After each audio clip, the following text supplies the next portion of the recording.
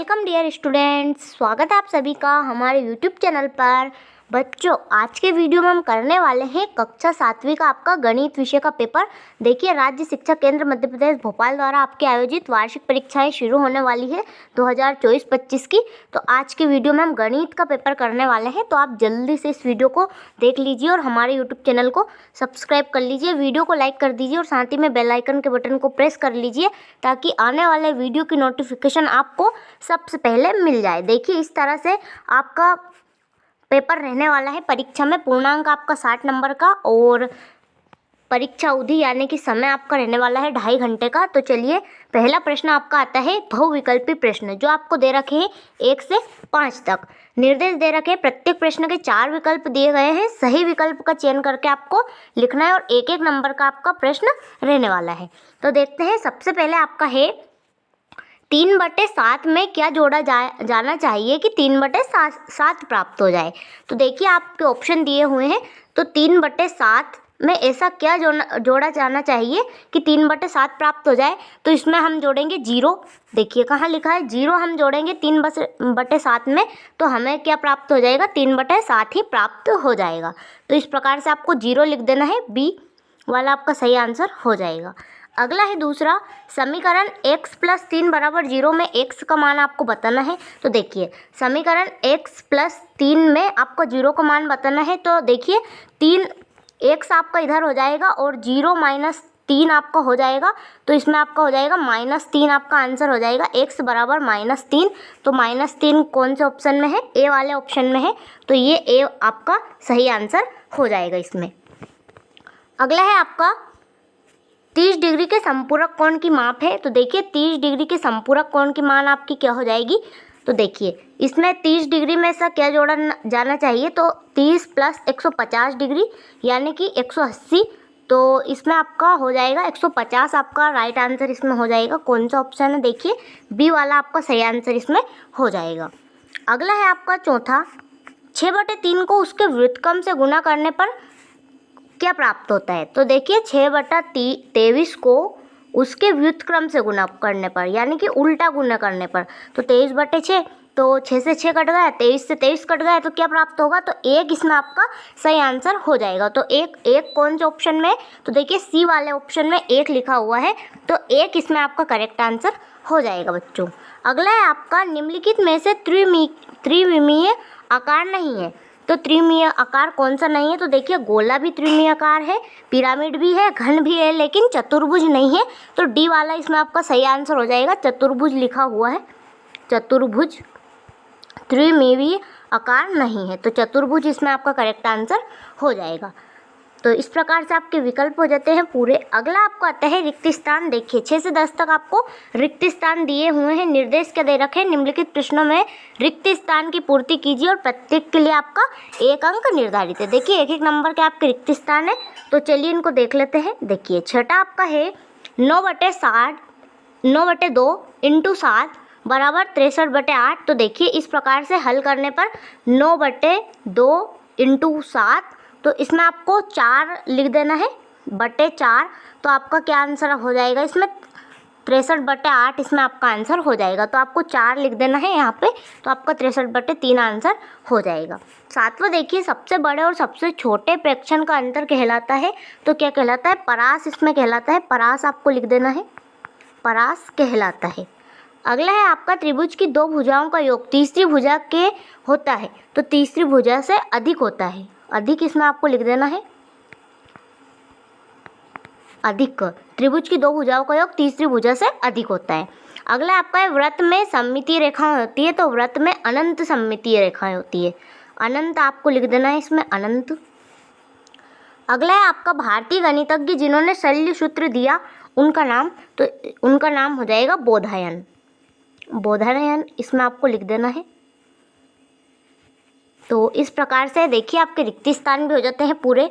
अगला आपका आता है अति लघुत्तरीय प्रश्न, जो दे रखे हैं आपके 11 से, देखिए 11 से 16 तक आपके अति लघुत्तरीय प्रश्न दे रखे हैं। निर्देश दे रखे हैं, नीचे दिए गए प्रश्नों को हल कीजिए। प्रत्येक के लिए आपका 2 अंक निर्धारित है, 2-2 नंबर के आपके अति लघुत्तरीय प्रश्न हैं। तो चलिए इनको देख लेते हैं। देखिए, 11वां आपका है एक ऋणात्मक पूर्णांक युग्म लिखिए जिसका अंतर 8 हो। तो देखिए आप इसमें क्या लिख सकते हैं, इसमें आपको लिख देना है एक ऐसा ऋणात्मक युग्म लिखिए जिसका अंतर 8 हो। तो इसमें आप लिख सकते हैं -10 -2।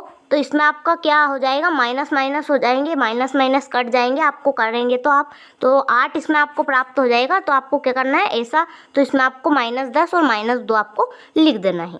अगला है आपका 12वां, देखिए 4/9 भागित 2/3 का आपको मान करना है। तो इसमें आपका मान क्या हो जाएगा, तो देखिए आपको क्या करना है 4/9 भागित आपको करना है ये बड़ा वाला बटा तो 2/3। तो आपको क्या करना है, इसमें 3 से आप काट दीजिए 9 को, तो ये 3 आंसर हो जाएगा, और आप 2 से काट दीजिए 4 को, तो 2/3 इसमें आपका सही आंसर हो जाएगा। तो देखिए मैं आपको दिखा भी देती हूँ, इस प्रकार से आपका हो जाएगा। आप चाहे तो -6 और -2 भी आप लिख सकते हैं, तो भी आपका आंसर क्या हो जाएगा, 8 ही आपका आंसर होगा, -8। तो इस प्रकार से आपको लिखना है। अगला है आपका 13वां, देखिए 13वां था आपका इस प्रकार से, आपको 13वां क्या पूछा है, चित्र बनाकर संगत कोणों का युग्म आपको दर्शाना है। तो देखिए संगत कोणों का युग्म इस प्रकार से आपको दर्शाना है, ऐसे खींचना है आपको, और ये हो जाएंगे आपके संगत कोण, ये इस प्रकार से आपका हो जाएगा। तो XY और XY ये हो जाएंगे आपके संगत कोण।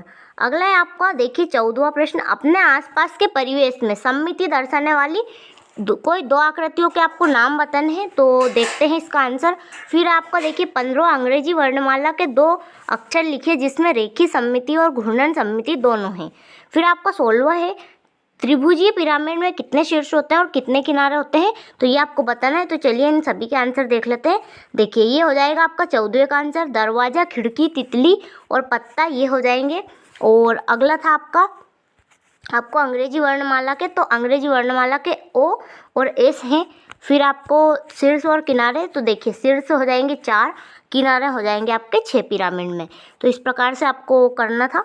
फिर आ जाते हैं आपके लघुत्तरी प्रश्न, देखिए 17 से लेके 22 तक आपके लघुत्तरी प्रश्न है। तो आपको इनको हल करना है, निर्देश दे रखे हैं, प्रत्येक प्रश्न के लिए आपका 3 अंक निर्धारित है, 3-3 नंबर के आपके प्रश्न हैं। तो चलिए इनको देख लेते हैं। 17 आपका क्या है, 13 + 2 + 1 का मान आपको ज्ञात करना है। फिर आपका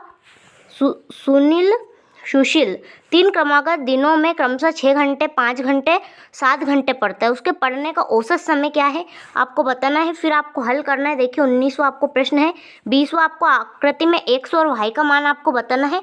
तो देखिए आकृति में x y का मान। फिर आपका 21वां है, एक संख्या खींचिए जिसमें उस परिमेय संख्या -5/8 को निरूपित करे। फिर इस प्रकार से, तो चलिए इनके आंसर देख लेते हैं सभी के। ये हो जाएगा देखिए आपके 17वें का आंसर, इस प्रकार से आपको करना है। तो ये हो जाएगा आपका 17वें का आंसर। फिर आपका 18वां, तो औसत किस प्रकार से ज्ञात करेंगे, तो आंकड़ों का योग बटे आंकड़ों की संख्या। तो देखिए आंकड़े वो 5 घंटे, 6 घंटे, 7 घंटे पढ़ता था, और संख्या कितनी 3, तो ये हो जाएगा, इनको जोड़ेंगे तो 18/3, और 3 को 18 से काटे, 18 को 3 से काट देंगे तो 6 आपका आंसर इसमें हो जाएगा। 19वां देखिए 5/x = 2, तो इस प्रकार से आपको हल करना था। तो बराबर 10, ये इस प्रकार से 5x इधर हो जाएगा, 10 × 2 ये आपको करना है। तो इसमें आपका 4 आंसर आपका हो जाएगा, इसमें x = 4। 20वां देखिए इस प्रकार से, 20वां आपको पूछा है y बराबर आपको 80 सम्मुख कोण है ये आपका। तो इस प्रकार से सम्मुख कोण का योग आपका 180 डिग्री होता है। तो इस प्रकार से आपको करना है, x = 50 इसमें आपका आंसर हो जाएगा। 22वां देखिए, 22वां आपका इस प्रकार से हो जाएगा, इस प्रकार से आपको हल करना है। तो आपका आंसर ये वाला आपका आंसर हो जाएगा। दीर्घोत्तरी प्रश्न आप कह जाते हैं, देखिए 23 से लेके 26 तक आपके दीर्घोत्तरी प्रश्न है, और प्रत्येक के लिए आपका 5-5 अंक निर्धारित है।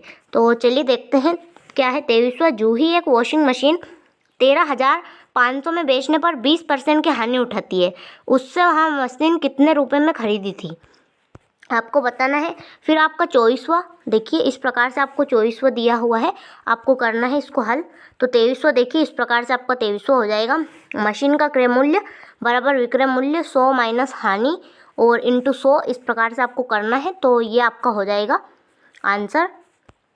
देखिए इस प्रकार वो इतने में उसने इतने में खरीदी थी, तो इस प्रकार से आपका हो जाएगा। 24वां आपको ये दिया हुआ है तो आपको ज्ञात करना है। तो देखिए 24वां इस प्रकार से आपका हल हो जाएगा। 6 सेंटीमीटर आपका इसमें आंसर होने वाला है। अगला है आपका देखिए 25वां प्रश्न। आपको सवाल दिया हुआ है तो आपको हल करना है और 26वें में आपको 108 × 192 को केवल अभाज्य गुणन विधि से घातों के गुणनफल के फल के रूप में आपको लिखना है। तो देखिए 25वें का आंसर आपका इस प्रकार से हो जाएगा देखिए, और ये हो जाएगा आपका 26वें का आंसर।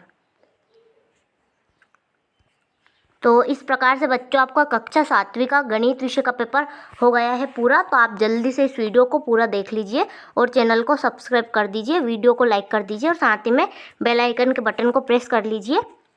मिलते हैं अगले वीडियो में।